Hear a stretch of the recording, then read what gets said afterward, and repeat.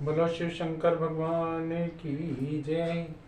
उमापति महादेव की जय। गणपति महाराज की जय। ओम नमः शिवाय।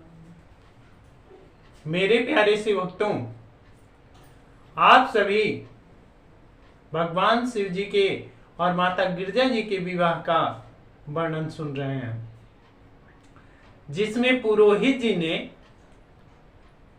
भगवान शिव जी के लिए एक पत्र लेकर गए थे, जिसमें हिमांचल जी ने यह लिखा था कि आप यह बारात सजा कर लाइए जिसमें समस्त देवता, शेषनाग और समस्त ऋषि मुनि शौनकादिक उपस्थित हो। और भगवान शिव ने उनको माया द्वारा उस चरित्र का इतना सुंदर वर्णन दिखाया कि पुरोहित खुद ब खुद हिमांचल के घर पहुंचकर और हिमांचल को समस्त वृत्तांत सुनाने लगे। ब्रह्मा जी ने कहा कि हे नारद, हिमांचल ने सब सामग्री एकत्रित करके विवाह की तैयारी आरंभ कर दी और बारात के ठहरने के लिए बहुत लंबा चौड़ा श्रेष्ठ भवन निर्मित करवाया, जहां एक ओर माता भगवती और दूसरी ओर सदाशिव परम पुरुष भगवान सदाशिव विराजमान हो, वहां किसी भी प्रकार की कोई कमी ना हो। अब तुम शिवजी का हाल सुनो। जब शिवजी ने हिमांचल के घर का पत्र पढ़ा, उन्हें बहुत हंसी आई।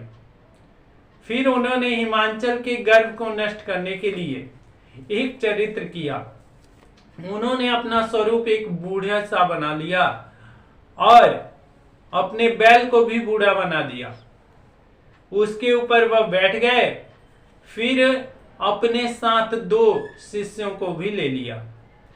डमरू तथा सिंघी बजाते हुए, अलख जगाते हुए भगवान शिव हिमांचल के नगरी में पहुंच गए।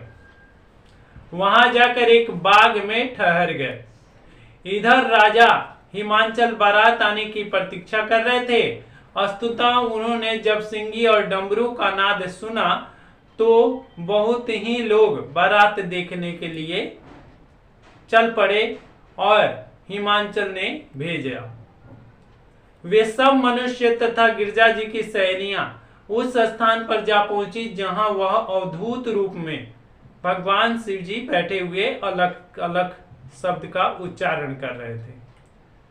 उन्होंने शिव जी के पास पहुंचकर यह पूछा कि हे योगीराज, तुमने कहीं शिव जी की बारात को देखा है क्या? यह सुनकर शिव जी ने उत्तर दिया कि बारात को तो नहीं देखा। यह सुनकर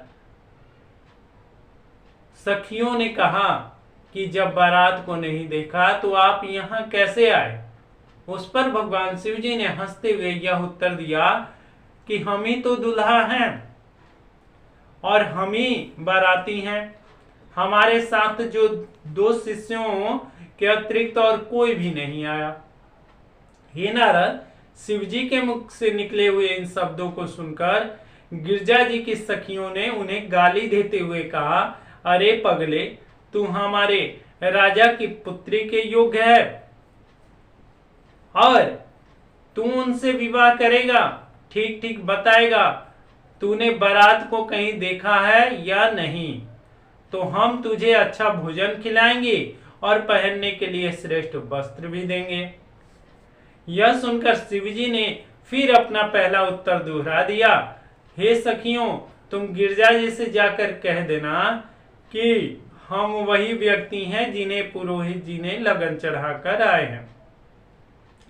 गिरजा हमें अच्छी तरह जानती हैं, अतः वह सब कुछ बता देंगी। यह सुनकर उन सखियों ने शिवजी को लात और घूंसों से मारा और खूब पिटाई की तथा पांव पकड़कर चारों ओर घसीट डाला। उसके बाद उन्होंने नाखून तथा चुटकियों से पवित्र शरीर को जगह जगह काट दिया। किसी ने उनके बैल को लकड़ी मार के भगा दिया, तो किसी ने उनके साथ के छोटे छोटे नंग धड़ंग बच्चों को, बालकों को ऐसे जोर जोर से चांटे लगाए कि वे जोर जोर से रोने लगे। हे नारद, उन स्त्रियों ने यह सब उद्यम केवल इसलिए किया कि वे शिवजी के माया में मोहित थीं, उन्हें पहचान न सकी। शिवजी ने उनकी इस मारपीट का कोई भी बुरा ना माना और हंसते हुए कहा कि हे स्त्रियों, ससुराल में इस प्रकार का खाना अच्छा ही लगता है, अतः तुम्हें अपने मन में किसी भी प्रकार का संकोच नहीं करना चाहिए और जिस प्रकार चाहो तुम मुझे तंग कर लो। यह सुनकर स्त्रियों ने तथा पुरुष शिवजी को छोड़कर अपने घर को चले गए।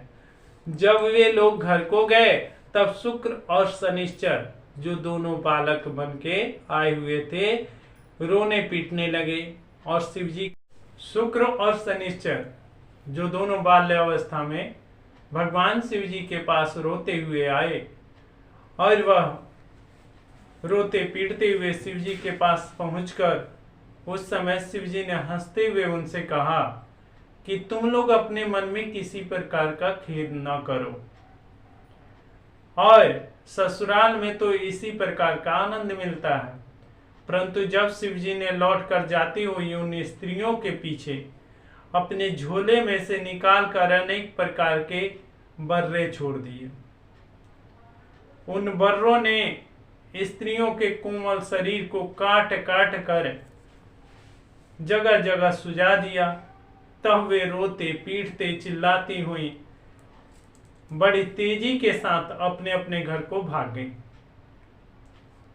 इसी अवस्था में वे गिरजा जी के समीप जा पहुंची और उनकी उस दुर्गति को देखकर स्त्रियों ने उनके साथ नहीं गई।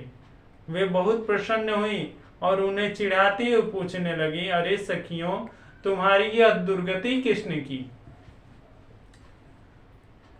फिर गिरजा जी ने भी उनकी हालत को देखकर पहले तो हंसा, फिर अपनी कृपा दृष्टि द्वारा उन सब को स्वस्थ कर दिया। तदुपरांत उन्होंने पूछा कि यह सब चरित्र कैसे हुआ, वह तुम मुझे बतलाओ। गिरजा जी के इन शब्दों को सुनकर स्त्रियों ने संपूर्ण घटना कह सुनाई और किस प्रकार उस बूढ़े बाबा ने उनकी दुर्दशा की, वह सब हाल सुनाया। बोलो शिव शंकर भगवान की।